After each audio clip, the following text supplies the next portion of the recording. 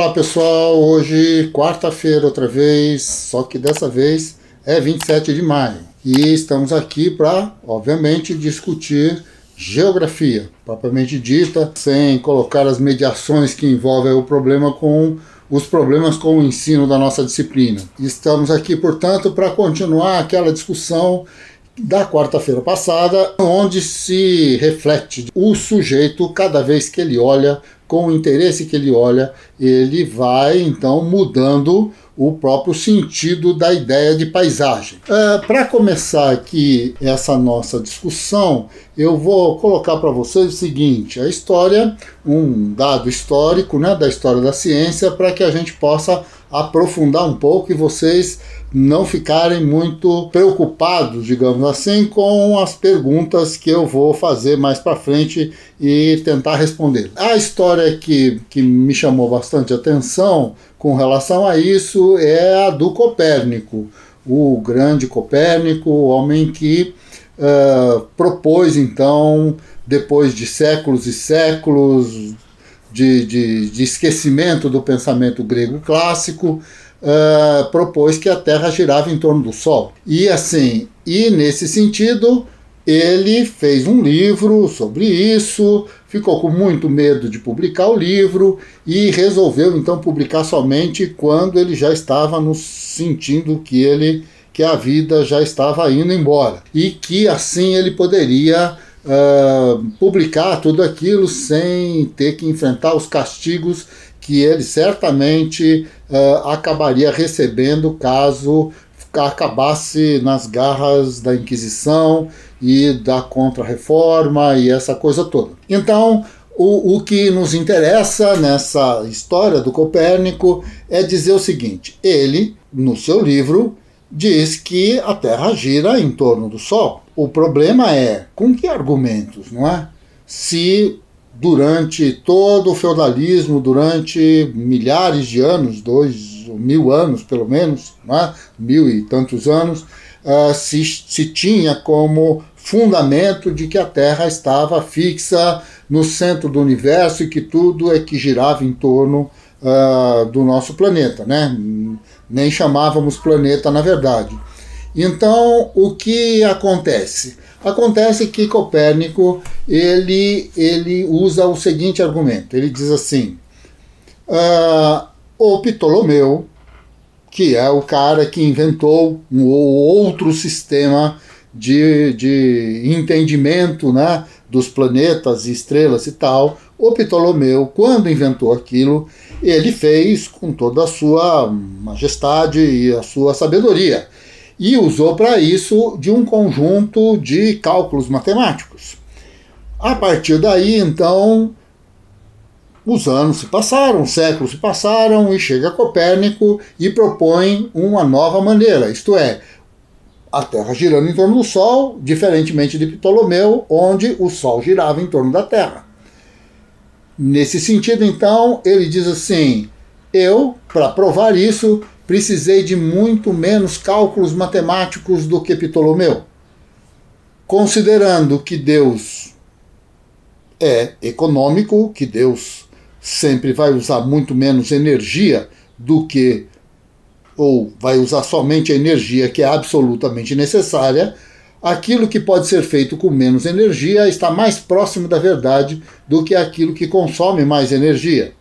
Portanto, se a minha tese de que a Terra gira em torno do Sol, ela precisa de menos cálculos matemáticos, ela certamente é mais verdadeira do que a de Ptolomeu, que precisa de mais cálculos matemáticos.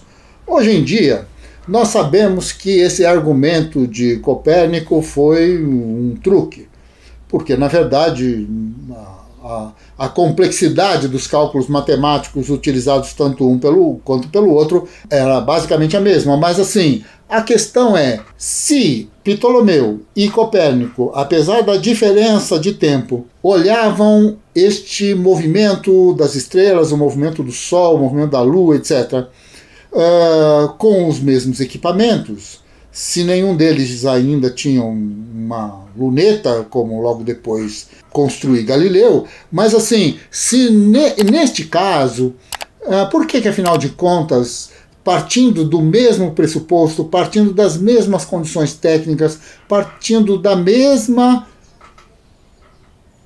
capacidade de observação do mundo, chega-se a conclusões tão diferentes. E a resposta, por mais estranha que possa parecer, é justamente o fato de que ambos pertencem a situações históricas muito diferentes.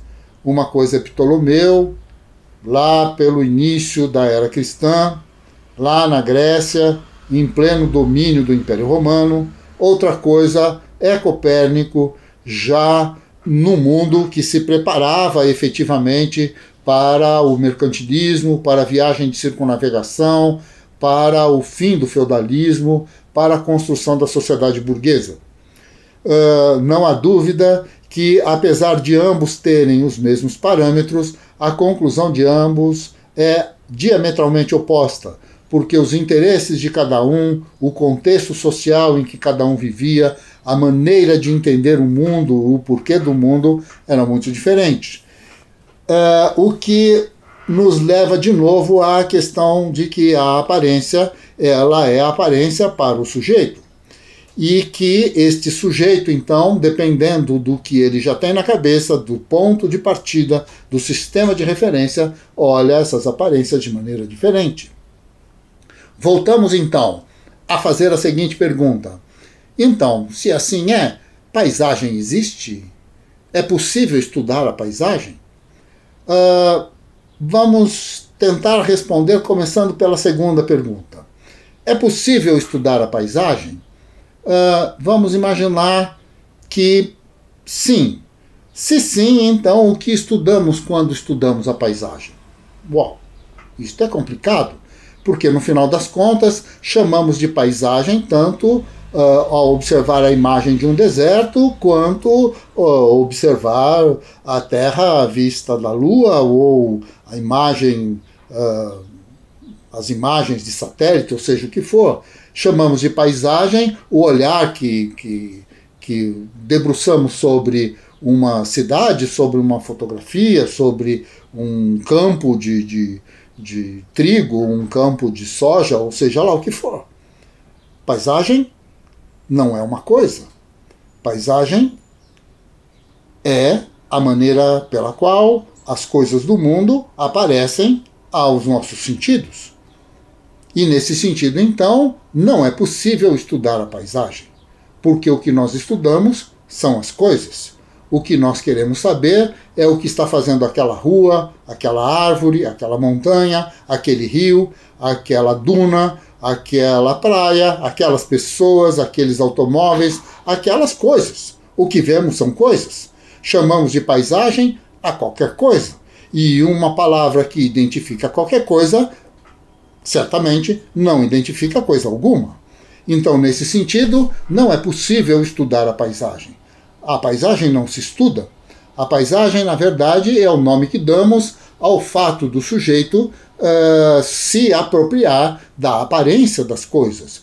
O que nós estudamos, na verdade, são as coisas que aparecem para o sujeito, e não a paisagem. Portanto, este contexto no qual está colocada a forma das coisas pode ser um ponto de partida da nossa observação, pode ser aquilo que estimula, de fato, os nossos questionamentos, mas não pode ser um objeto de estudo. Essa é a grande questão que, de alguma maneira, nós precisamos refletir muito tranquilamente sobre isso, não é? Porque, sem dúvida, já houve época, e nós vamos voltar a isso mais à frente, em que a própria paisagem se tornou um objeto de estudo da geografia. Quando nós pensamos que o próprio Humboldt, do qual nós falamos e voltaremos aqui muitas vezes ainda a citá-lo, não é? Esta ideia de que a paisagem ela nos provoca prazer e que a observação da paisagem é um ponto de referência, de reflexão sobre o funcionamento do mundo. Isto é correto? Sim, é correto, mas não enquanto coisa. A paisagem não é uma coisa. Não existe alguma coisa que nós possamos pegar, que nós possamos observar, que nós possamos tocar, medir, que se chame paisagem. Existem montanhas, existem prédios, existem plantações, mares, desertos, não importa. Existem coisas. e as coisas do mundo são diferentes umas das outras? Nesse sentido, então, nós estaríamos criando um dilema epistemológico sem fim. Vamos imaginar que estamos olhando a paisagem de um determinado ponto, X. Se nós damos um passo à frente ou damos um passo atrás, a quantidade de elementos que saem ou entram na imagem que nós estamos observando é imensa. E nesse sentido, então, estamos olhando outra paisagem, é outra coisa. O que queremos dizer quando dizemos que olhamos a paisagem? Ou que estudamos a paisagem? E a outra questão que se desdobra disso tudo é que se é o observado, o simples observado, né, os elementos que compõem o observado, que eu vou chamar então de paisagem, se é isso que eu estudo como? Não é? De cima para baixo, da direita para a esquerda, do centro para as laterais, estudo como? Se eu não faço uma pergunta a estes elementos, se eu não tenho uma dúvida, se eu não quero saber qual a relação que existe entre eles e qual a relação que, ao existir entre eles, existe comigo, em que medida interfere na minha vida, na vida das pessoas com quem eu convivo, da sociedade a qual eu pertenço, e, em suma, como é que eu estudo uma coisa dessa? Quando a paisagem deixa de ser paisagem, isto é, quando ela se transforma num processo, quando eu percebo a processualidade que a constitui. E nesse sentido, ao tentar desvendar essa processualidade, a paisagem se desfaz enquanto paisagem na minha mente e ela passa então a ser uma ordenação discursiva, isto é, ela passa a ser explicada, ela passa a ser algo sobre o qual eu me debrucei, fiz perguntas e fui em busca de respostas. Então, de alguma maneira, a grande questão é que, se a paisagem existe, ela existe enquanto processo do sujeito de percepção do mundo. É o nome que nós damos à nossa capacidade de perceber as aparências do mundo, do ponto de vista das suas formas. Nesse sentido, então, sim, a paisagem existe, mas não enquanto coisa e não como objeto de estudo da geografia. Isto simplesmente não faz nenhum sentido. Na próxima quarta-feira, voltamos ao ponto, porque isto aí ainda vai dar muita confusão. Uma boa noite para vocês, não é? E que vocês, digamos assim, acompanhem aí a nossa trajetória. Estamos aí para continuar essa conversa, enfrentar os dilemas que uma conversa como essa nos leva. Um abraço a todos, prazer em revê-los e muito obrigado pela atenção. Até mais!